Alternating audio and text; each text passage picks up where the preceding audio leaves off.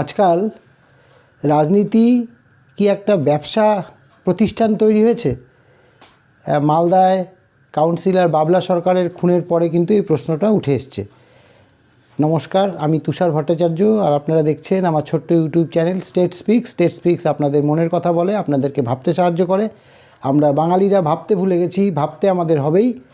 আর আমরা আজকে যদি না ভাবি, তাহলে আগামী প্রজন্মকে আমরা সঠিক রাস্তায় নিয়ে যেতে পারবো না। তাই আসুন আমরা সবাই মিলে ভাবি এবং আগামী প্রজন্মের জন্য একটু রাস্তা তৈরি করে দিই, যে রাস্তাটা আগামী প্রজন্ম অন্তত সঠিকভাবে জীবনযাপনটা করতে পারে। মালদায় দুদিন আগেই কাউন্সিলর খুন হয়ে গেছেন, বাবলা সরকার নাম। একেই বাবলা সরকার।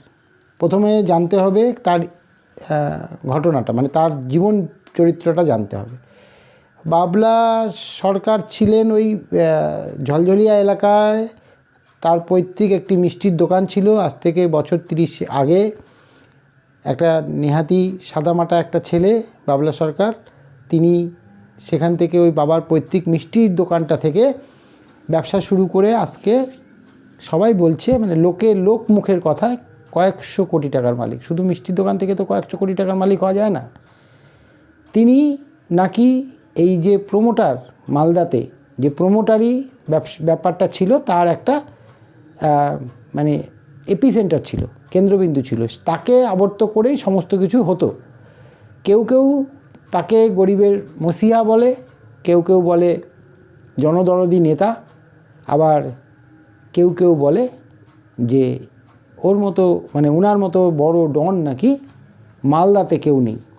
যাই হোক, এসব তো সেই তখনকার কথা, মানে তার ব্যাপার। মালদার লোক বলছে, সংবাদ মাধ্যমে আমরা দেখতে পাচ্ছি, সেটাই আপনাদেরকে সামনে তুলে ধরার চেষ্টা করছি। যে রাজনীতিতে এসে দেখুন, 2021-এর ইলেকশনের আগে উনি একটি প্রেস কনফারেন্স করেছিলেন, সাংবাদিক সম্মেলন। সেই সম্মেলনে তিনি বলেছিলেন যে আমার আর ইচ্ছা নেই রাজনীতিতে থাকার। তিনি কিন্তু বুঝে গেছিলেন যে তিনি টিকিটটা পাবেন না, মানে এমএলএ সিটের টিকিটটা পাবেন না। সেই জন্যে তিনি আগাম জানিয়ে দিয়েছিলেন যে আমার আর রাজনীতি করার ইচ্ছে নেই। আর ঠিক তারপরেই পৌরসভা ইলেকশন যখন হয় 2022 সালে, তিনি কাউন্সিলর হিসেবে দাঁড়িয়ে যান। আজকে অনেকেই বলছেন তিনি যদি রাজনীতির আঙিনায় না আসতেন, যেরকম চলছিল সেরকমই থাকলে হয়তো তার এরকমভাবে মৃত্যুটা হতো না। এবার মৃত্যুটা কেন হলো সেটা তো পরের পুলিশ প্রশাসন দেখছে, তারা বিচার বিবেচনা করবে। কিন্তু জনমানসে যেটা শোনা যাচ্ছে, এইটা কিন্তু মানে তার স্ত্রীও বলছেন এটা রাজনৈতিক খুন। এই যে মাসিহা, গরিবের মাসিহা বলুন বা জনদরদি নেতা বলুন, মালদায় কিন্তু যে জিনিসটা হয়েছে সেটা হচ্ছে যে তার শেষকৃত্যের সময় মালদার তৃণমূল কংগ্রেসকে কিন্তু একত্রিতভাবে কোনো কাজ করতে দেখা যায়নি। যা করেছে ওই ক্লাবের ছেলেরা, পাড়ার লোকরা, ওই স্টেশন চত্বরের আশেপাশের লোকজন, তারাই করেছেন।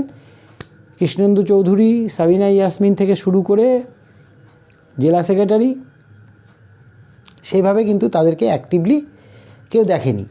যে প্রসঙ্গে বলছিলাম কথা, যে যতই বলুন যে তৃণমূলের অন্দরে হোক বাইরে হোক, একটা গোষ্ঠীদ্বন্দ্ব তো চলছেই। গতকালও মুর্শিদাবাদে একজন, মানে এই শ্যুট আউট হয়েছে, মুর্শিদাবাদে টিএমসির একজন আহত হয়েছেন। বিষয়টা হচ্ছে কখন এই জিনিসগুলি আমাদের সামনে আসে, যখন চরমে পৌঁছে যায়, যখন এই দাদাগিরি বলুন, গুন্ডাগিরি বলুন, যাই বলুন, চরমে পৌঁছে যায়, সেই সময় হয় একটা আঘাত আসে, কারো প্রাণ যায়, তারপরে আমরা জানতে পারি যে এই ঘটনা হয়। তারপরে সেটাকে রাজনীতির রং দিয়ে রাঙিয়ে দেওয়া হয়। কেউ বলে গোষ্ঠীদ্বন্দ্ব, কেউ বলে মানে রাজনীতির বাইরে। আজকে যেমন ওনার স্ত্রী চৈতালি, উনি গতকাল প্রেস কনফারেন্সে প্রেসের লোকদের কাছে, কনফারেন্স বলা যাবে না, প্রেসের লোকদের কাছে উনি বলেছেন যে এটা একটা রাজনৈতিক খুন। যাই হোক, উনি যেহেতু ওনার স্বামী ছিলেন, উনি ভালো বলতে পারবেন রাজনৈতিক খুন কি রাজনৈতিক খুন না, কিন্তু মালদায় কান পাতলেই শোনা যাচ্ছে যে ঠিক আছে, মানে খুব একটা আফসোস মানুষের মধ্যে নেই এই উনি চলে যাওয়াতে, উনি মারা যাওয়াতে।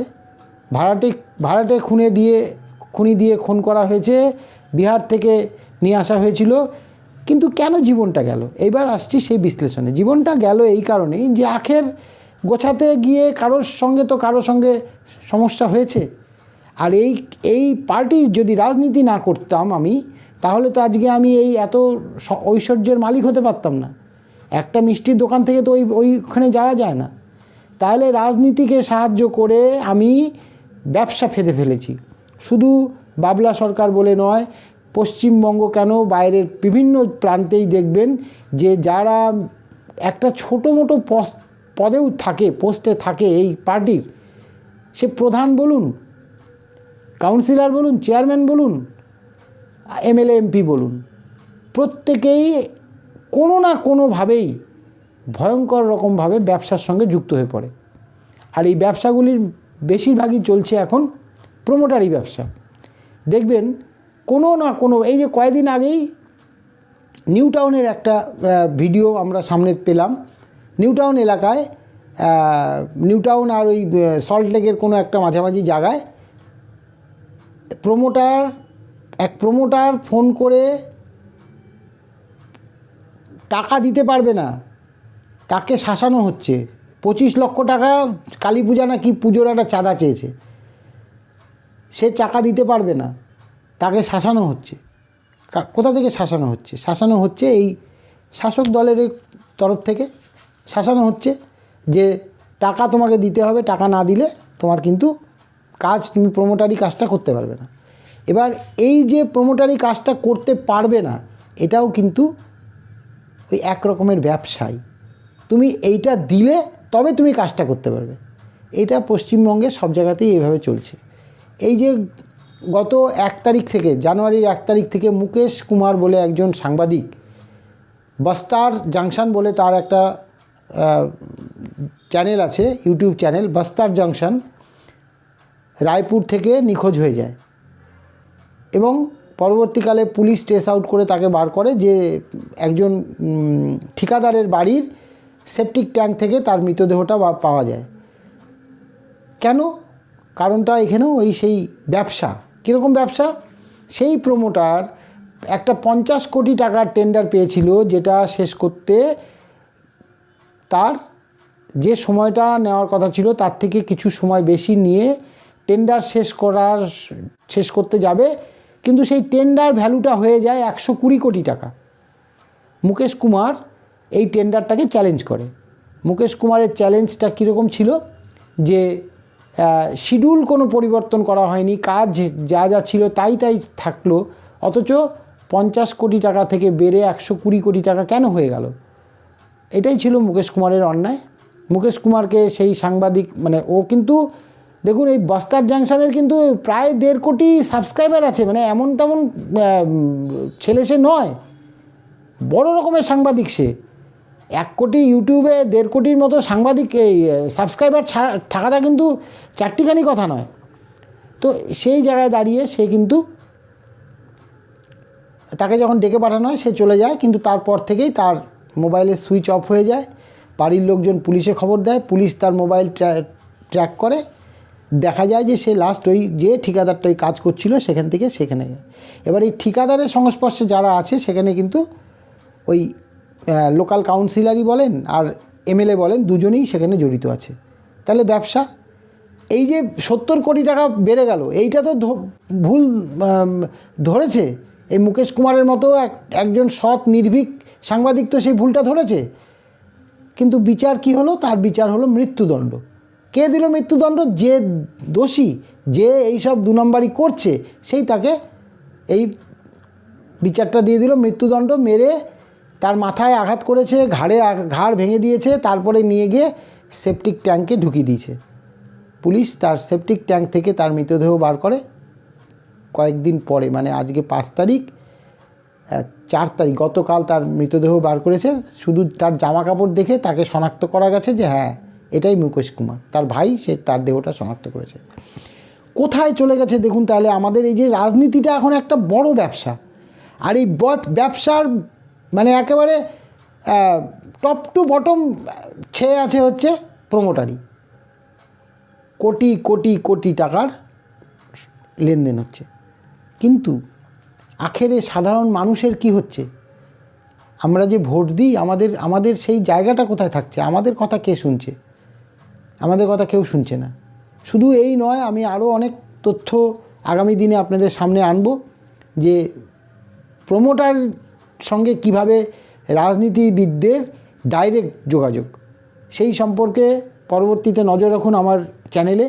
যে আমি আজকে মালদার ব্যাপারটা খুব মনোযোগ দিয়ে বিশ্লেষণ করে যেটা পেলাম, এবং বিভিন্ন নথিপত্র দেখে যেটা মনে হলো, তাতে ওনার স্ত্রী যতই বলুক এটা রাজনৈতিক খুন, এবং তিনি আশা করেছেন যে দিদি এবং পুলিশ তাদের, মানে দিদি বলতে মমতা ব্যানার্জি, আর মমতা ব্যানার্জির পুলিশ তার সঙ্গে আছেন এবং বিচার হবে, হয়তো হবে। আমি সে ব্যাপারে আমারও কোনো সন্দেহ নেই। রাজ্যে বাস করি, রাজ্যের নিয়মকানুন মেনে চলতে হবে, এটাই নিয়ম।